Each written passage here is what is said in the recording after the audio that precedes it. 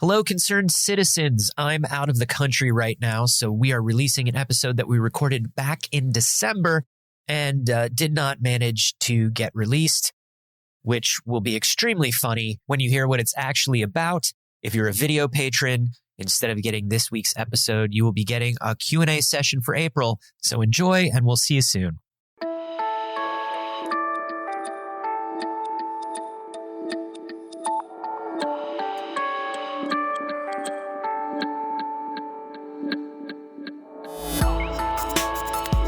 Best dad ever. He did the minimum. This is We Have Concerns. Hi, Jeff Cannata. Hi, Anthony Carboni. Hello, concerned citizens. Jeff, we've discussed before how we don't understand time management. That's just not a thing. Oh, you and I specifically. Yeah, we don't do that. Oh, I'm terrible about it. In fact, ask my wife. She'll tell you. Ask my wife, please. I've never been good at time management. I, of course, have brain problems. And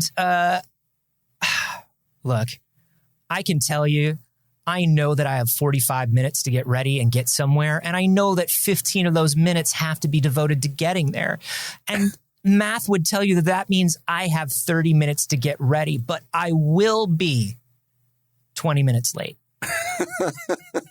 You know, listeners to this show, I don't think they have a true understanding of what a miracle it is that there are any episodes of this show. With you and I together. You and I are the only people that need to be involved in making time, coordinating time, syncing up, being in the same place at the same time.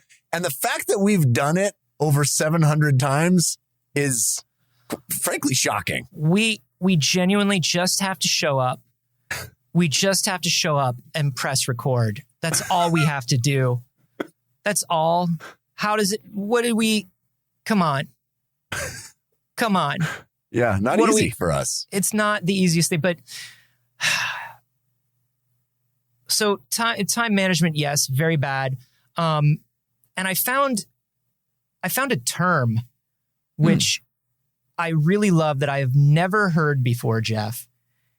It's called weak future time perspective.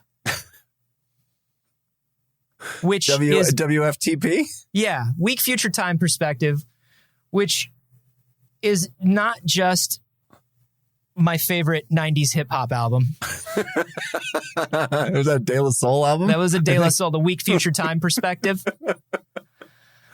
It's a real thing, and it affects tons of stuff in our lives. So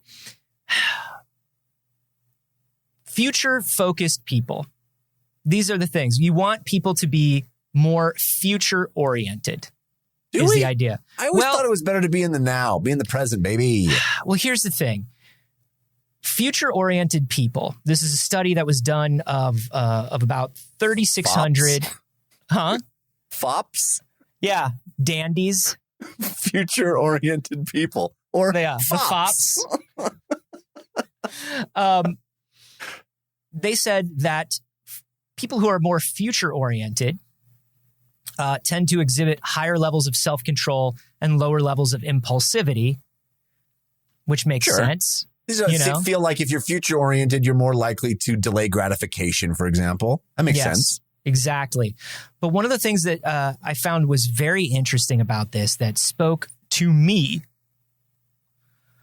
is that people with weak future time perspective are more likely to engage in bedtime procrastination, Jeff. They won't go to bed. Staying up late, doing more. Yeah. They won't go to bed. I'm that guy. I am 100% that guy. Yeah. And they say that it's because, Jeff, according to temporal self-regulation theory. Whoa. Yeah, which is a very real thing. We're not King the Conqueror is involved here in some way. This is definitely fourth dimensional. It says that people that don't have strong future time perspective don't engage in goal-oriented behavior, don't regulate themselves well, and procrastinate before bed. Huh. So the idea here, Jeff, is we're maybe not setting goals for ourselves. Are we? Do you feel like do you feel like you're setting goals for yourself? Strong goals? No, I don't. I mean, it depends on what we define as a goal, right? Because if I say, okay, I got to get this done by Tuesday, is that a goal? Or is a goal more ambitious than that? I think future focused people, I think when they talk about future focus, they're talking about long-term beneficial goals. Right. So this would be something like you would be the sort of person that has not just a plan for the month, but you have a 1-year plan and a 5-year plan, probably. Yeah, I do not do that. Yeah. I do not do that. I'm pretty bad at that myself. Should we have 5-year plans? I guess. The whole notion of sitting down and making a 5-year plan, to me, I don't want to use the word terrifying. No, I was going to say terrifying. No, it's funny. We could have said it at the same time. You can say terrifying. Yeah. There's very few things I would less rather do than that. Yeah. And I don't know why. Like, what is it about that seems so off-putting? You have well, let me ask you this. You're a dad. You probably have a 1-year and 5-year plan for your kids. Sure. You know where you want them to be. You know what you want them to be doing. That's a little more laid out. Like that. There's guide rails for that, you know? Right. There are truancy officers. There's child protective services. Exactly. You know basically what you have to do. Yeah. Right. They're in 1st grade. I'd like them to be in 5th grade. Sure. But there's also stuff like if they show an aptitude or an interest in something, you're like, oh, we should get them lessons. And then if they're getting lessons, you're like, well, here's where the average person or the average kid would be if they're taking a year of lessons. So we should try to get you to get there. You know what I mean? Like that sort of stuff. I wonder if it's just there's a lot of stress in trying to think that stuff out for yourself more than somebody else. It's always easy to give somebody else, especially kids are dumb. It's always easy to give kids advice, but it's, I feel like it's always easier to give a friend or somebody on the outside. We can always look at somebody else and be like, if they just change this one thing, or they're very good at this. Why aren't they trying this? You know? Do you think that you and I specifically, part of it is a function of the fact that we are in nebulous creative fields that don't have any structure to them anyway? So that's an excuse that I use for myself very often. But I do know that I have particular goals within the field. I can't control whether I hit those goals. Right. But I do know that I have those goals. I think for me, the hardest thing is admitting and vocalizing those goals at this point. Yeah. Right. Like if I were to say to somebody now at this point in my life, within 5 years, I want to be in a major Hollywood motion picture. Mm-hmm. That's a wild goal for somebody at this stage in my life. You know what I mean? Right. But it's a weird thing. But I'm surrounded by people who say it. You know what I mean? But for me, it feels very weird to say. Right. Yeah. Or, I want to do this. I want to be the voice in a video game, or I want to do this, or I want to do this. It feels weird to say. And that might be like a self-esteem thing. Who knows? Or a self-worth thing. Might. I hope. I mean, I think there's definitely part of it. For me, there's definitely part of it that is not wanting to face the reality of not hitting a goal. Yes. Don't set a goal so you don't have to feel bad when you don't hit the goal. Yeah. Because when I was young, when I first got to LA, I definitely did the exercise of, like journal and vision board and, all that stuff that they tell you when you're right out of college. And it's like, envision the future you want. And so, I definitely had that like in 5 years. I want to be on a major television show and be a series regular. None of it came to pass. Right. Right. And you specifically in that field, or maybe it's my particular self-loathing that manifests it, but it is, you go, oh, well, did the fates not work out? Did the dice not come up, double sixes for me? Or did I not do the things that I was supposed to do? Is it my fault? You internalize it. Yes. You internalize, even if you don't think you do, you internalize those perceived failures, and you don't want to sit down and write out a new vision board that has the same goals because you feel like you're not moving towards them. Right. And I think that's probably part of it too, is like there are probably more realistic and better goals that you can set if your ultimate goal is something huge like that. So that way, like if you fall short of it, you're at least hitting your short-term goals. Yeah. You know, for me, it's like, I think part of it is because I spent so much of growing up with the ADHD and undiagnosed and unmedicated, I got a lot of like, you know, you get a lot of like, you're lazy. Why can't you finish things? Why won't you just like sit and study? Why can't you just do this? Mm-hmm. And that kind of just gets like beaten into you to the point. And then you start getting frustrated with yourself when you can't meet deadlines, and you start getting frustrated with yourself when you can't just sit and study or sit and finish things that seem like you should be able to finish them. And so for me, I feel like maybe that put me in a position where I don't like making long-term plans, because it's been beaten into me by other people and by myself that I'm going to fuck up those plans anyway. Right. Yeah. Yeah. You know, like there's even something that I'm working on where like in my head, when I'm trying to start a new habit, I'm always like, well, I'll stick with it for 3 weeks, but I very rarely get past 3 weeks of anything. You know what I mean? And it's like, where did that come from? I mean, that came from when I was a kid, and that was true. Right. But like maybe I should probably get rid of that, because it doesn't have to be true, or I don't have to beat myself up if I miss one day of a thing that I'm supposed to be doing. But I think for me, it's just like the future is fraught. I think for everybody, the future is fraught. Sure. In a way.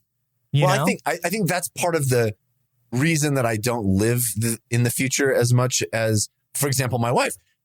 I'm married to somebody who very much is constantly planning, thinking forward, living in the potential outcomes of what's happening now. Mm-hmm. And I find that to be, and honestly, a lot of our disagreements or you know, her frustrations with me are the fact that I'm kind of unwilling to do that or bad at it. Yeah. But I look at her and I think, man, that sure causes a lot of stress in your life. She's constantly worried about, oh, if this isn't going to work out, or if that's not going to happen, or what do I need to do? What are the 12 steps that I need to take just in case this and that? And I'm always like, I mean, I know my grandmother once said, why worry about it? It may never happen. Mm-hmm. And I sort of live by that. Like I'm going to worry about what I can control right now, and I'll worry about that stuff when that stuff happens. Yeah. And I find it to be a lot less stressful for me. Well, and I feel like, and this is me doing pop psychology. I don't know shit about shit, but like, it sounds like the two of you are on the extreme ends of this, and that's why you found each other. You know what I mean? And maybe it's equally unhealthy for both of you, but you know what I mean? Like in terms of that sort of stuff, like she's over planning and over worrying, and you're under planning. And I definitely get that, because I'm usually that person too. I want you to know, Jeff, that they figured this stuff out. I found out about all of this stuff because I was just looking into like, why am I just not getting into bed?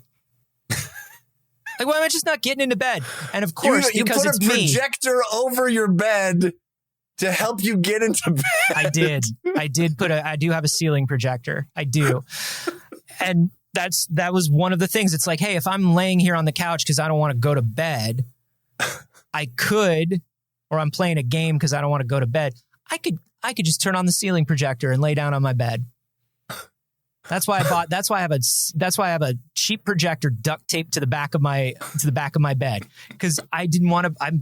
Why do I have this procrastination?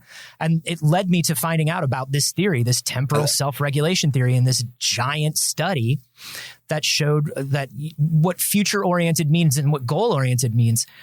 There is a thing, Jeff, called, and I love this because it sounds like it comes from like not even a sci-fi original picture, like a Disney Channel sci-fi movie from like the late 90s, early aughts. That's just like,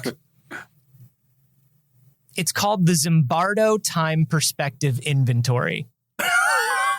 That's amazing. The Zimbardo time perspective inventory, Jeff. Who is Dr. Zimbardo? Zimbardo has come up with his new theory. The time perspective inventory. Like, quickly, put these goggles on. You need to fix your time perspective. There's no time to speak. Should I put goggles on Rusty too? Of course you should. Rusty, get into the timecopter. You see, Timmy, we have to change your entire perspective. Your perspective on time. But why, Dr. Zimbardi? Because you're lazy, Timmy. You're a lazy jerk. No grandson of mine is just going to lollygag about the way you have been. Rusty has more drive towards the future than you do. I throw a ball, Rusty chases it.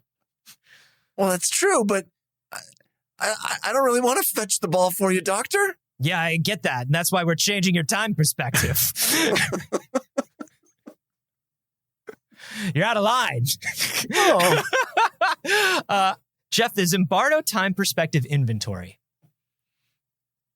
is a 60-question questionnaire. Okay. All right. I already don't have time for this. I already don't want to do it.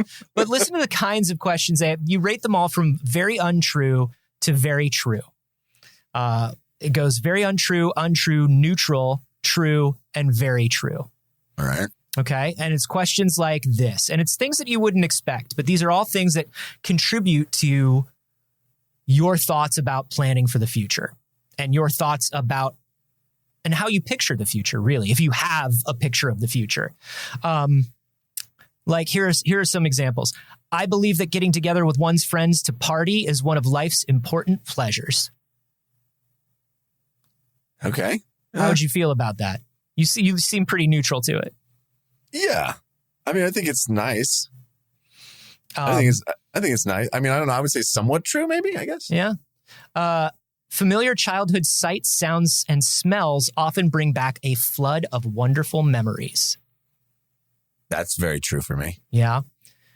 And then it's stuff. And then some of the other ones are like big ones that you would expect, which is like fate determines much in my life. Not true. Yeah. Yeah. But you can see where these questions are going, right? Yes. Like it gives me pleasure to think about my past. I do things impulsively. If things don't get done on time, I don't worry about it. Here's the thing. People think that if things don't get done on time, I don't worry about it. No, I worry about it constantly.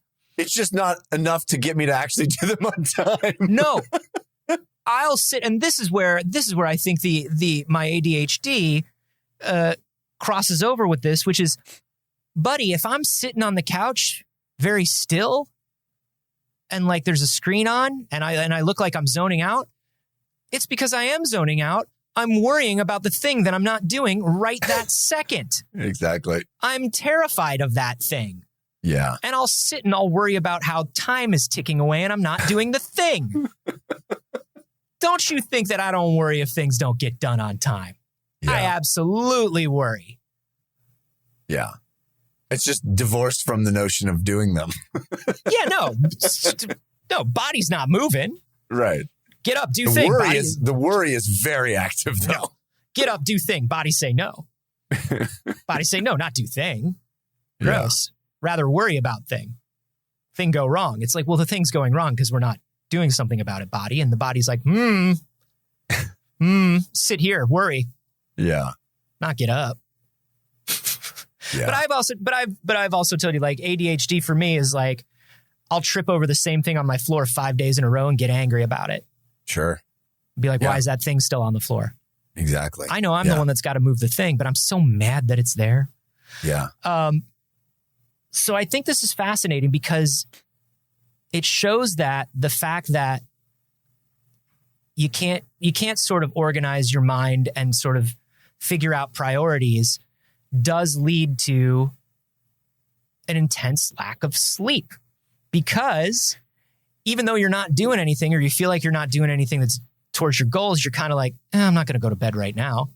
I'm doing this. I'm wasting my time doing this thing. You know, I'm either going to watch one more episode of this show or I'm going to play another 20 minutes of this game or I'm going to, usually when I go to...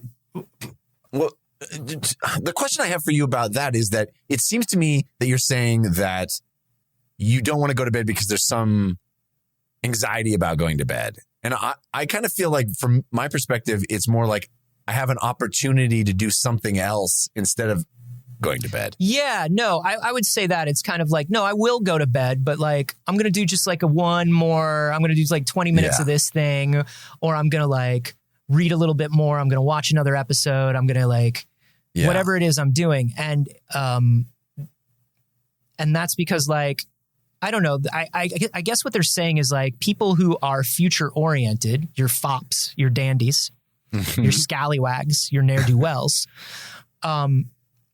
they are not doing one more round of the thing because they almost have, I won't call it like a Christmas morning thing about getting up the next day and getting into whatever they're going to get into, but it's kind of like, no, tomorrow I have all this stuff going on and I have these plans and I want this to be what my day is like tomorrow. And in order for that to happen, I have to go to sleep now.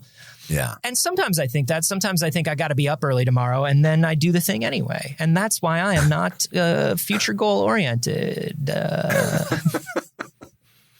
Yeah. I mean, I guess I still have a hard time reckoning those two things. Like I have a hard time saying that the reason I'm not going to sleep is because I'm not thinking about the future.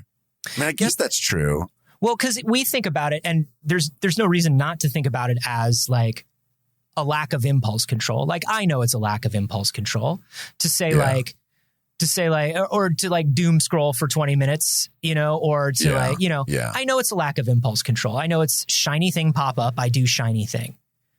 I'm watching a show and it's like one more episode until I'm halfway through the season and then only 4 more episodes until I'm through the season. You know what I mean? Like, right. I know that that's impulse control. And I think the thing that I'm trying to reckon with in this study is that a lot of that impulse control comes from that sort of weak future time perspective. Mm-hmm. Like if I had a stronger idea of what I wanted to do, where I wanted to go, whether it's with my day, my week, my career, whatever, if I had that more strongly kind of like pictured in my head, what they're saying is that impulse control would dial down. So the thrust of the article is that the key to sort of circumventing that tendency is to make goals, to make and then focus on those goals. So you go, okay, well, the behavior that I'm doing now, the doom scrolling, the extra episode of whatever, is not getting me closer to that goal. What is getting me closer to that goal is going to sleep. Right. And it's not just goals. It's that future. It's seeing that future. It's like, I'm going from here to there and here are the things that I'm doing along the way. And I can picture where I've got to be and I know what I have to do to get there. That's interesting. Yeah. Which if I'm honest. Yes.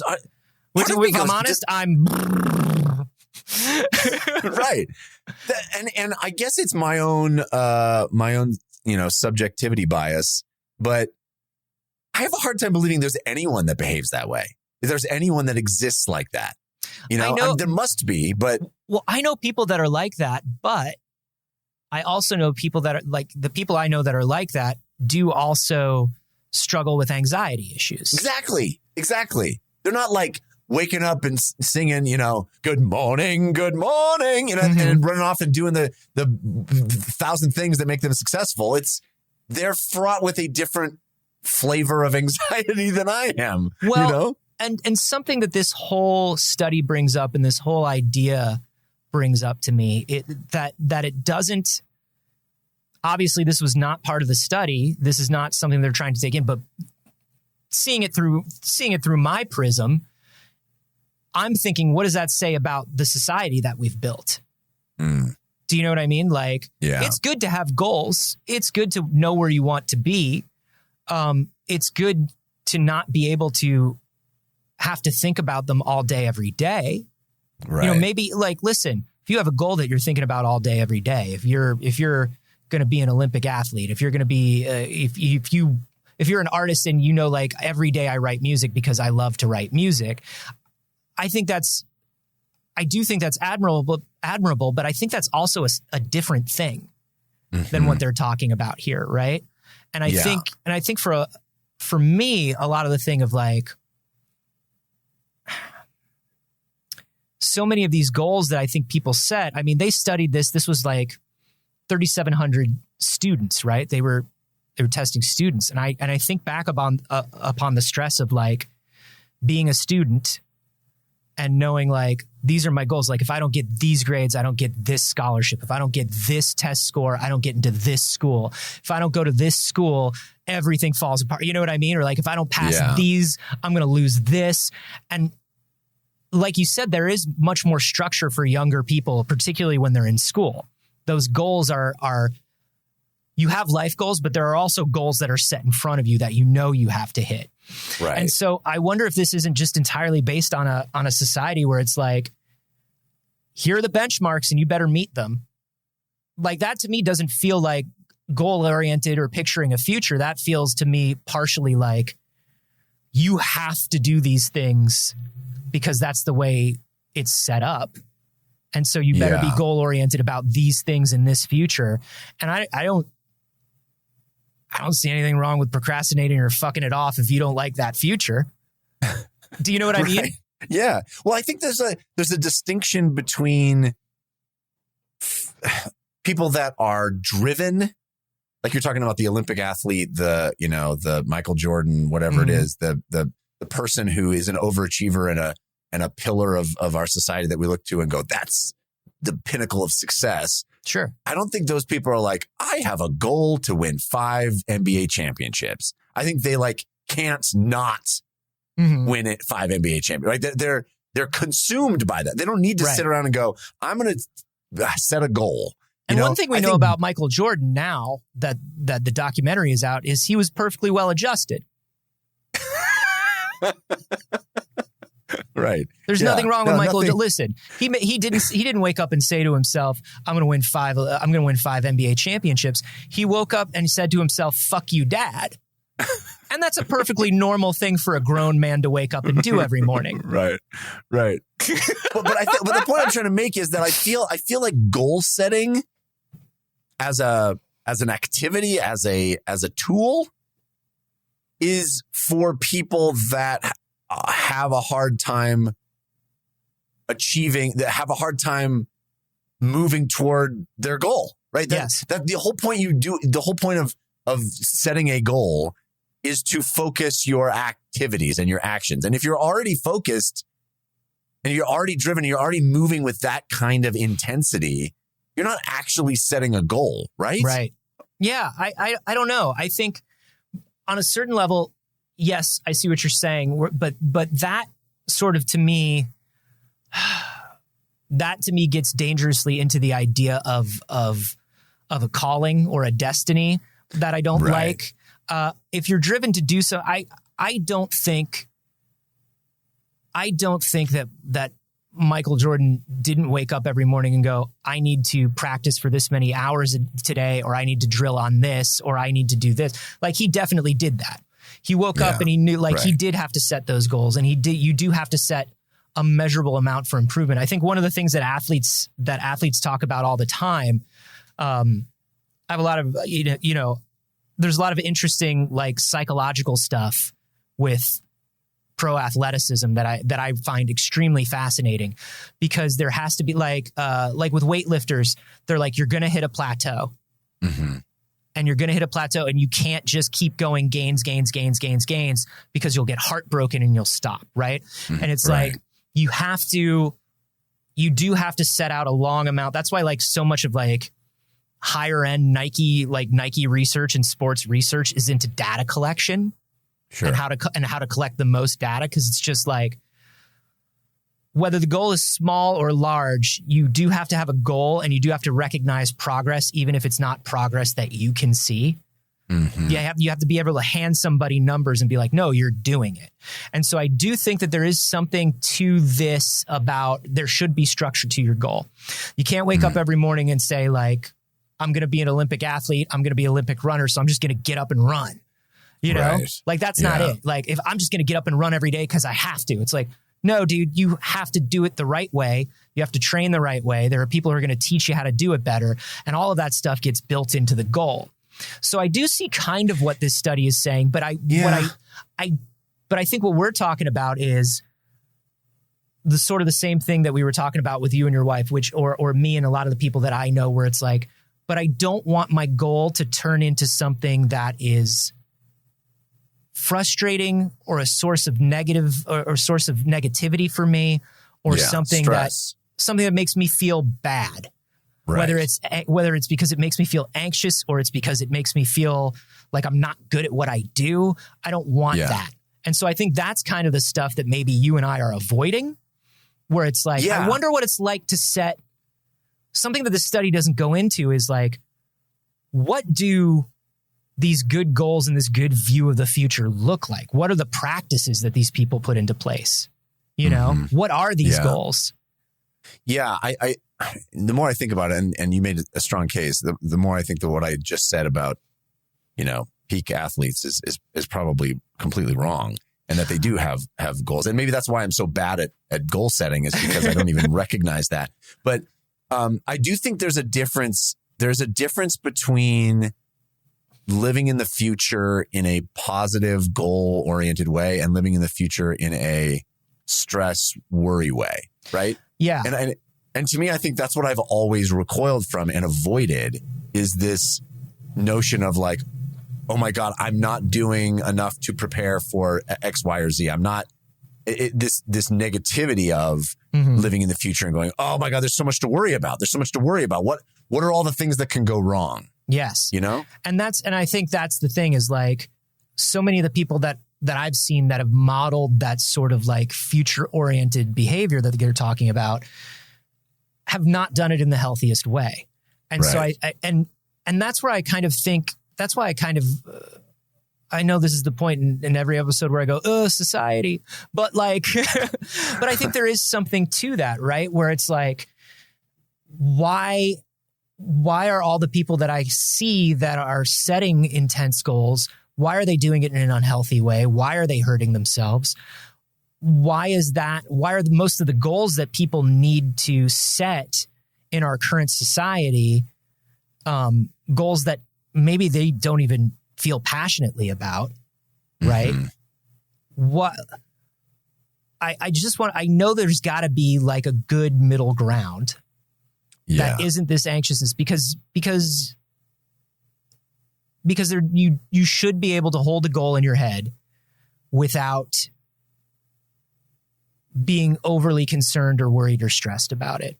And I do think like a lot of it comes down to just cultural and economic sort of thing. Like, why do you want to be good? Why do you want to be good at painting? Well, I want to be good at painting so I can be an artist, so I can make money, so I can make my living in art.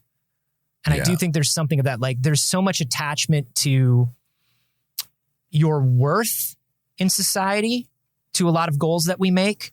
And I think attaching self-worth is a thing that gets very scary.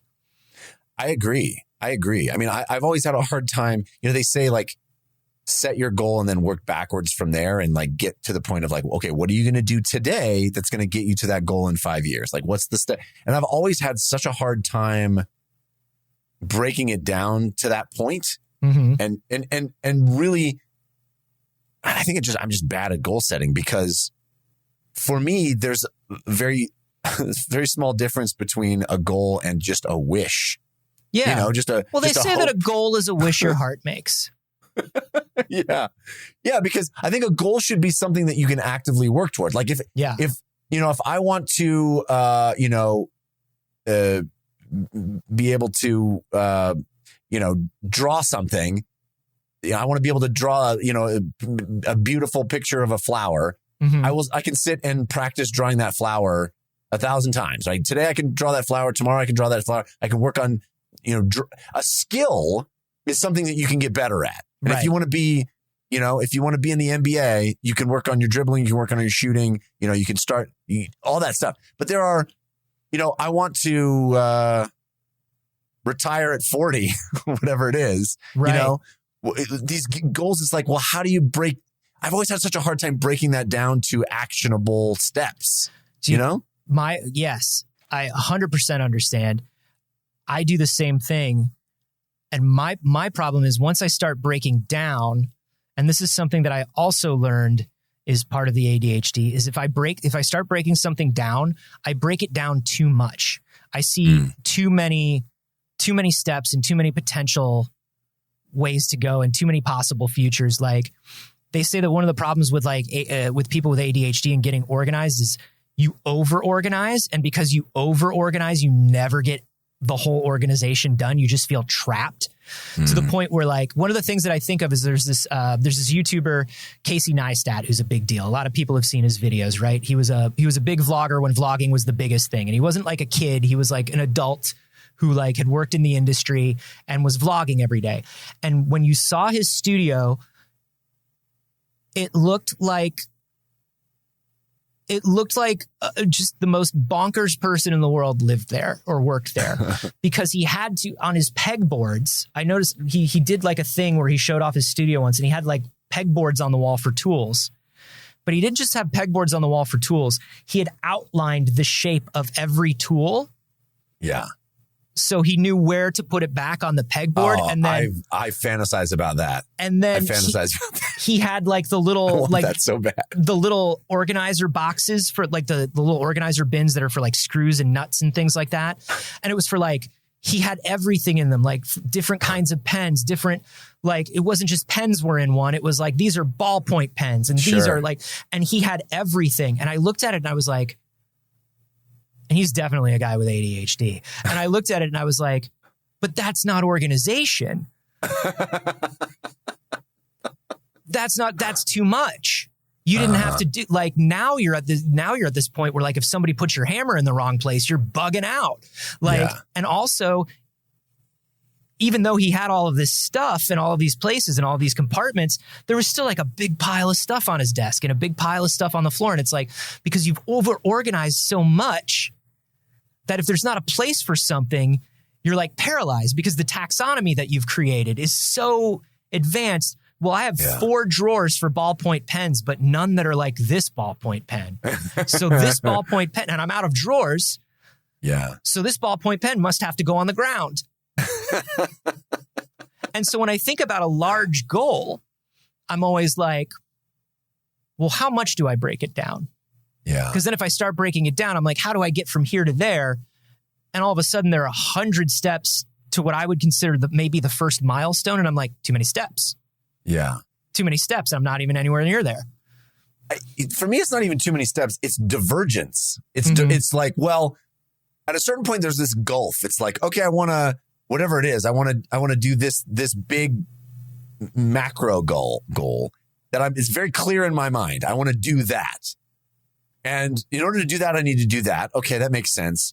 But in order to do that, well, there's like 5 different ways you could go. Yeah. To get to that. You know, which one is the most effective? Which one is is best for me? Which one should I put my energy into? I can't figure it out. Probably none of them. Let's just do something else. And you know, common wisdom tells you, hey, just pick one. You'll know if it's wrong when you're halfway there. And it's like, all the time that I'm going to waste though, if it's the wrong one. Right. But then at the same time, here we are sitting on the couch watching one more episode of something. Yeah. Because like we didn't go in any direction. And I think that's a very common thing. I do think it's a very common thing that a lot like choice paralysis and that sort of stuff does figure into all of this.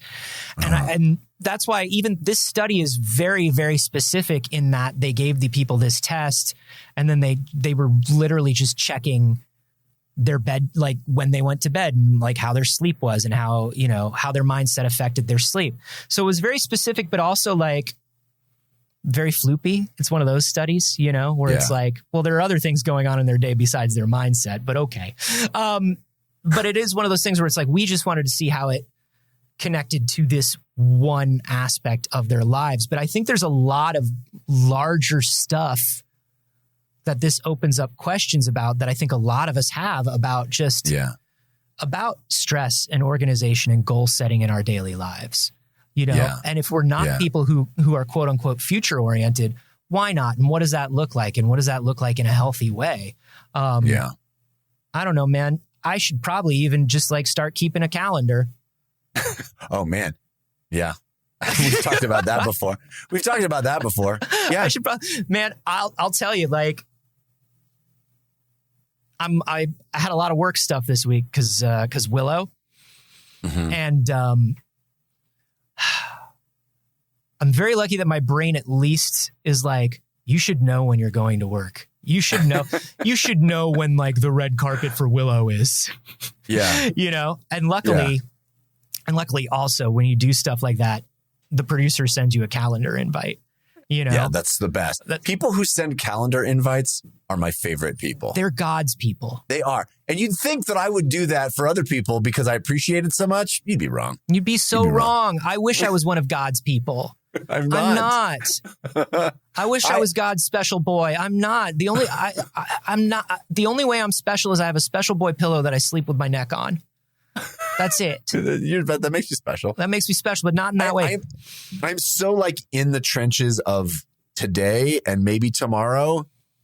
And I feel like I'm really good at that. Mm-hmm. I feel like I'm really good at dealing with the chunk that I'm able to chunk off of the week. Yes. I'm very not good at living in the future, but I'm super good at living in the present and problem solving in the present. But man, I will tell you, you brought up that pegboard thing. I bought a pegboard for my new house. Yeah, you did. A year ago? Yeah. When I moved into this house, sure. A year ago, August. So like a year and a half ago now. It's still sitting in the box in my garage. But the idea of having a pegboard for all the tools. Oh, please. Amazing. I love the idea of a pegboard.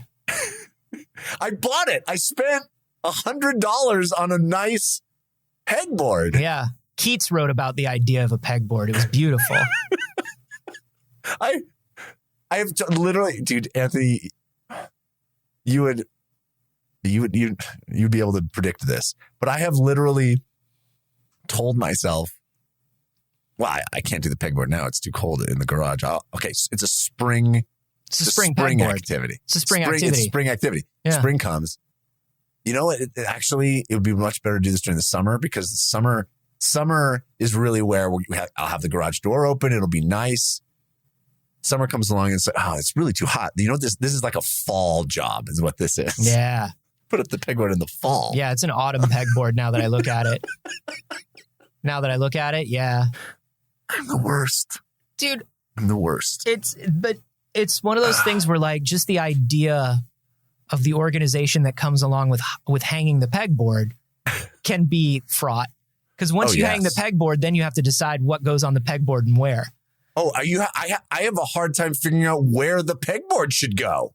Because that's permanent. You can't re-pegboard. No, God, no. Once you put a pegboard up, like to get a permit to move that pegboard from the city.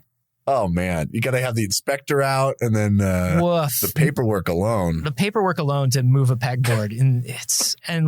Things are still backed up in the government from COVID. So like, I'm not going to bother all those people. No. And it's more of an autumn pegboard anyway. It really is. It really is. The worst. Yeah, man. Yeah. I think it's all connected. And I think the more of these studies we find, we're putting little pieces together, Jeff. I think we're putting little pieces together of what the answer is here. My diagnosis? Is that what we're putting these together? Yep. The first 700 episodes were fun. The next 700 are all about Jeff's diagnosis. It got real fast, you know? Yeah. Well, we always said after 700, we're going to diagnose you. We did say that. Yeah. I just never thought it would happen. You know, it felt more like an autumn 700. Yeah. 700's never going to come. I'm going to play one more round of this thing. I'm going to scroll on my phone. We'll never hit 700 episodes. I don't know if y'all have any systems or ideas or things that you use to stay organized or sort of figure out this stuff, or if you're somebody who can picture a future better than we can, share your genius with us. Please tell us how. Please tell us how this works. Don't do it on Twitter. That man is terrible. He's a terrible man. But you could, if you wanted, support the show over on Patreon, patreon.com/wehaveconcerns. And for just $1 a month, you get access to our Discord. There's probably a lot of you that have been meaning to do that. Yes. Have been saying, I could $1 a month. That sounds very easy. And then when push comes to shove, you just go, I'll do it tomorrow. I'll do it in the autumn. I'll do it in the spring. We're an autumn podcast. And honestly, you're running late. So, hey, why not just sit down right now? Go to patreon.com/wehaveconcerns. Check out, you can get some cool stuff. You can get those conversations that we have at the beginning of the show. Mm-hmm. Those are fun. Extra bonus content. There's all kinds of bonus content from the years that we've been doing the show that you'll get immediately by supporting the show. You can do it for as little as $1. The more you give, the more you get. Check it out. Patreon.com/wehaveconcerns. Yeah, I'll do it tomorrow.